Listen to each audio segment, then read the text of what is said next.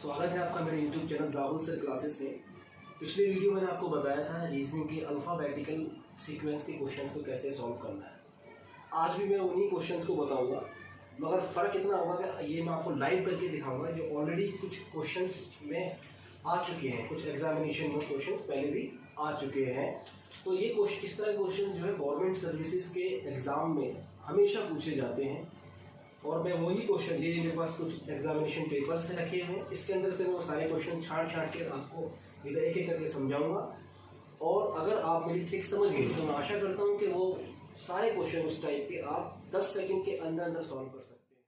तो मेरा वीडियो पसंद आए तो शेयर करें, सब्सक्राइब करें, लाइक करें और बेल आइकन का बटन जरूर दबाएं। आइए स्टार्ट करते हैं क्वेश्चन कैसे सॉल्व किया जाए। आरबीआई के एग्जाम में पहले आ चुका है, अल्फ़ाबेट सीक्वेंस का है, आइए करके देखते हैं। A Z B A Z space Y A space B Y space Z B Y। Options हैं इसके Y B Z A BY AZ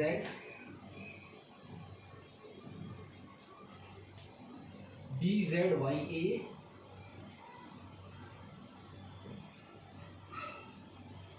चौथा ऑप्शन है AZBY। इसको सॉल्व करते हैं, ध्यान से आप क्वेश्चन को पढ़िए। AZB space AZ space Y A space BY space ZBY। आइए चेक करते हैं। ये वाला ऑप्शन लेकर देखा Y AZBY, ठीक है। AZ यहाँ B लिखा AZBY, नेक्स्ट Z यहाँ पे लगाया आपने AZBY AZBY, यानी कि ऑप्शन ए ही आंसर है इसका। कैसे आंसर आप चेक करते हैं, सीरीज कैसे बन रही है। AZBY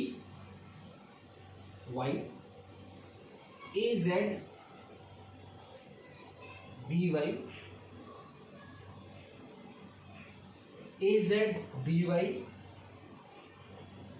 AZBY। तो इसका जो आधे से ज़्यादा हमें क्वेश्चन का आंसर क्वेश्चन को पढ़ते टाइम समझ में आ जाना चाहिए। यहाँ पर आप देखेंगे B से पहले Z था, तो जाहिर सी बात है कि यहाँ से B से पहले Z ही आएगा। Z से पहले यहाँ पर A था, तो यहाँ पर Z से पहले A ही आएगा। यहाँ पर B के बाद में Y था, यानी Y से पहले B आया, तो यहाँ पर Y से पहले B आएगा। तो इसका आंसर जो है वो ऑप्शन ए है। बहुत ही इजी ट्रिक है। आइए नेक्स्ट क्वेश्चन की तरफ चलते हैं। क्वेश्चन है दोस्त, ELFA GLHA ILJA MNNA।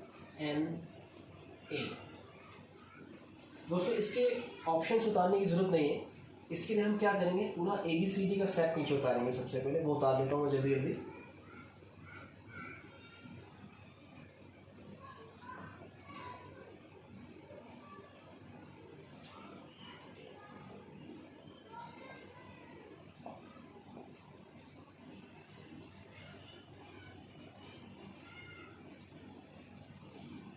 अब हमें क्या करना है, पहला वर्ड ई है, ई से जी, ई से जी आप चेक करिए कितना आ रहा है। एक वर्ड छोड़ के ई से जी आ गया। जी से आई पे जाइए, अगेन एक वर्ड का डिफरेंस है। आई के बाद जो वर्ड आएगा, यानी जे को छोड़ के हमारा पहला जो वर्ड है वो के आ गया। नेक्स्ट वर्ड पे चलते हैं।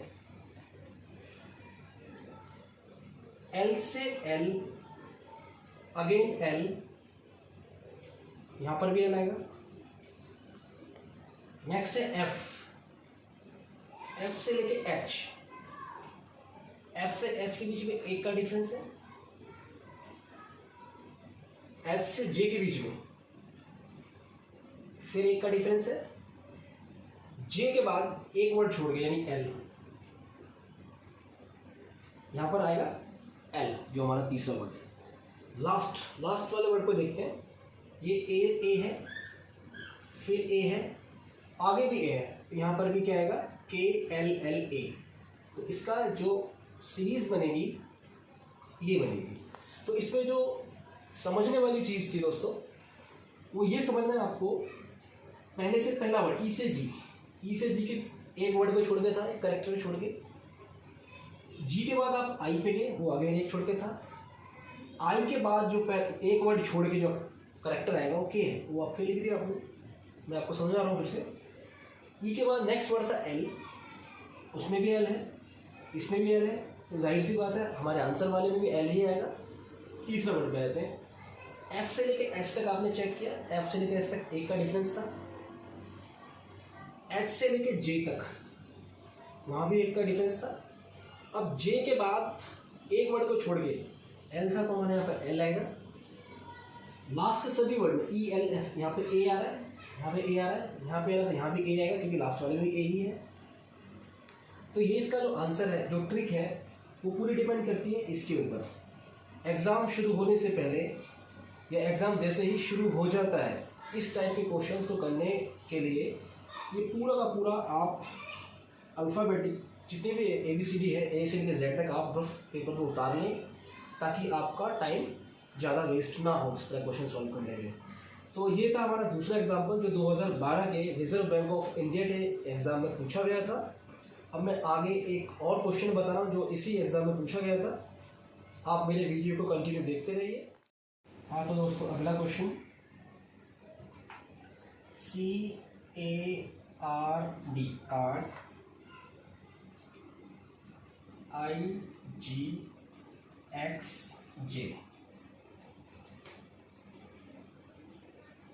POST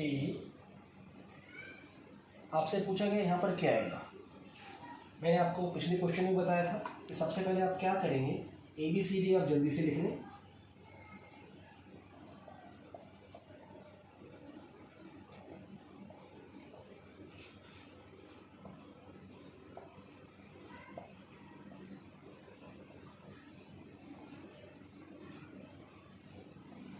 आइए स्टार्ट करते हैं। C से लेके I तक, ये C है। C से लेके I तक 1 2 3 4 5 अल्फ़ाबेट्स का डिफरेंस आ रहा है। 5 लिख लिया हमने। A से लेके G तक, ये A है। 1 2 3 4 5, अगेन 5 अल्फ़ाबेट्स का डिफरेंस आ रहा है। अब आप चेक करिए R से लेके X तक, ये हमारा R है। R से लेके X तक 1 2 3 4 5 का आ रहा है। B से लेके J तक, ये D है आपका। 1 2 3 4 5, यहाँ पे भी 5 का अल्फ़ाबेट का डिफरेंस आ रहा है। यानी हमें ये पता चल गया कि P के बाद, T यहाँ से स्टार्ट है, 5 अल्फ़ाबेट छोड़ दीजिए, 1 2 3 4 5, 1 2 3 4 5, यानी पहला जो हमारा वर्ड है यहाँ पे वो क्या आएगा, V आएगा। अब O के बाद 5 अल्फ़ाबेट छोड़ने के बाद क्या आता है, ये O है। 1 2 3 4 5, यहाँ पर U आएगा। S के बाद 5 अल्फ़ाबेट छोड़ने के बाद क्या आएगा, दैट इज S। 1 2 3 4 5, यहाँ पर Y आएगा। T के बाद क्या आएगा, मतलब T के 5 अल्फ़ाबेट छोड़ने के बाद क्या आएगा, T हो गया। 1 2 3 4 5, यानी Z आएगा। इसका जो आंसर है VUYZ। दोस्तों ये क्वेश्चन मैंने आपको समझाया। अगर आपको समझ में नहीं आया या कोई चीज़ आपको पूछनी है तो आप मुझे कमेंट बॉक्स में जाके कमेंट करें। बहुत इजी ट्रिक है, मैं आपको कमेंट में जाके रिप्लाई करूँगा। तो ये था थर्ड क्वेश्चन जो RBI के क्लरिकल एग्ज़ाम में पूछा गया था। शुरू करते हैं जो SSC के एग्ज़ाम में पूछा गया था। आइए स्टार्ट करते हैं। Question number 4, ACEG, Z X V T, B D F H. हम अल्फ़ाबेट लिख लेते हैं एक बार।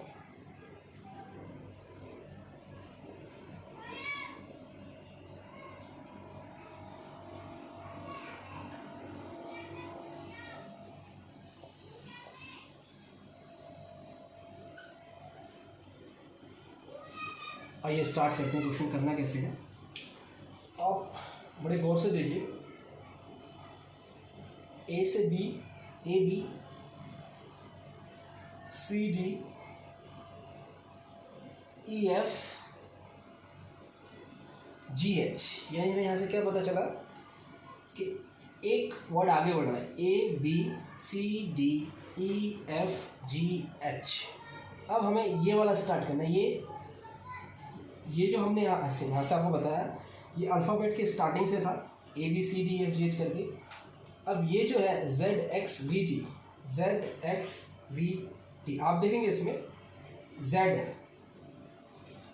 एक्स वी टी, सबके बीच में एक एक अल्फ़ाबेट का डिफरेंस है। ये तो एक एक का डिफरेंस आया।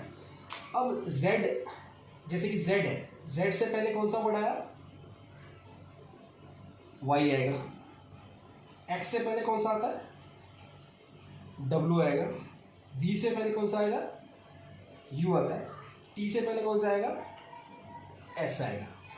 तो मैं इसको एक्सप्लेन करके अब आपको बताऊंगा कि हुआ कैसे है। दोबारा देखिए, A B C D E F G H,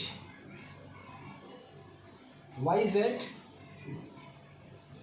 W X U V S T. तो ये इस तरह के क्वेश्चन को हम इस तरह से सॉल्व करेंगे। ये भी एक ट्रिक है अल्फ़ाबेट के क्वेश्चन को सॉल्व करने की। तो ये आपको सामने आंसर मैंने दिया। दोस्तों, इसका एक अल्टरनेट मेथड भी है, एक दूसरा तरीका भी है। ये तो बहुत इजी था। अगर आपके दिमाग में ये वाली ट्रिक नहीं आ रही है तो एक ट्रिक और भी है। आप देखेंगे ए से सी के बीच में एक कैरेक्टर का डिफरेंस है। सी से ई, यहाँ पे भी एक का डिफरेंस है। ई से जी, यहाँ से भी एक कैरेक्टर का डिफरेंस है। सिमिलरली जेड से एक्स एक कैरेक्टर का डिफरेंस है। एक्स से वी एक कैरेक्टर का डिफरेंस है। वी से टी भी एक कैरेक्टर का डिफरेंस है। अब यहाँ पर आप आएंगे बी से डी एक का डिफरेंस है। डी से एफ अगेन एक का डिफरेंस है। अब यहाँ पर जो मेन क्वेश्चन बनता है वो ये बनता है कि यहाँ पर ये जो पहला वाला वर्ड है, इस ट्रिक से हम कैसे पता लगाएं कि ये वाई ही आएगा। इसका मैं तरीका बताता हूँ आपको। यहाँ पर स्टार्टिंग का ए था तो लास्ट का जेड उन्होंने लिया। अब यहाँ पर अल्फ़ाबेट का दूसरा करेक्टर है बी, स्टार्टिंग से बी था तो यहाँ पर लास्ट से सेकंड वर्ड आएगा वाई। तो वाई पहला वर्ड ये आ गया। अब वाई के बाद आपने क्या करना, एक एक करेक्टर छोड़ के लिखते जाइए। वाई से बाद एक करेक्टर छोड़ा, एक्स तो क्या आ गया, डब्ल्यू आ गया। डब्ल्यू के बाद एक करेक्टर छोड़ा तो यू आ गया। यू के बाद एक करेक्टर छोड़ा तो एस आ गया। तो ये एक इसका अल्टरनेट मेथड है। हो सकता है एग्जाम में आपको वो वाली ट्रिक समझ में ना आए या वो वाली दिमाग में ना आए, तो आप इसको इस तरह क्वेश्चन को इस ट्रिक से भी सॉल्व कर सकते हैं। अगला क्वेश्चन है, ये भी आरबीआई में पूछा गया था, अल्फ़ाबेट रीजनिंग का ही है। ये भी ए बी सी डी, यहाँ पे है Z Y X W E F G H. आपसे पूछा गया यहाँ क्या आएगा। अच्छा, मैं आपसे कहना चाहूँगा एक बार आप इस क्वेश्चन को पढ़िए। ए बी सी डी, ये अल्फ़ाबेट में लिख लेता हूँ एक बार।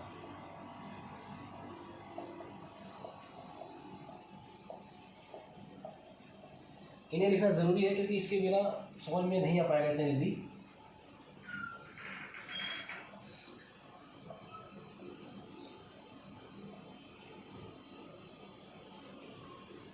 आप देखिए A B C D Z Y X W, A B C D Z Y X W. Starting के 4 अल्फ़ाबेट्स ABCD, आखिर से 4 अल्फ़ाबेट ZYXW। यहाँ देखिए आप EFGH, इसके बाद 4 अल्फ़ाबेट स्टार्टिंग से, तो इसमें क्या आएगा, लास्ट की तरफ से 4 अल्फ़ाबेट VUTS।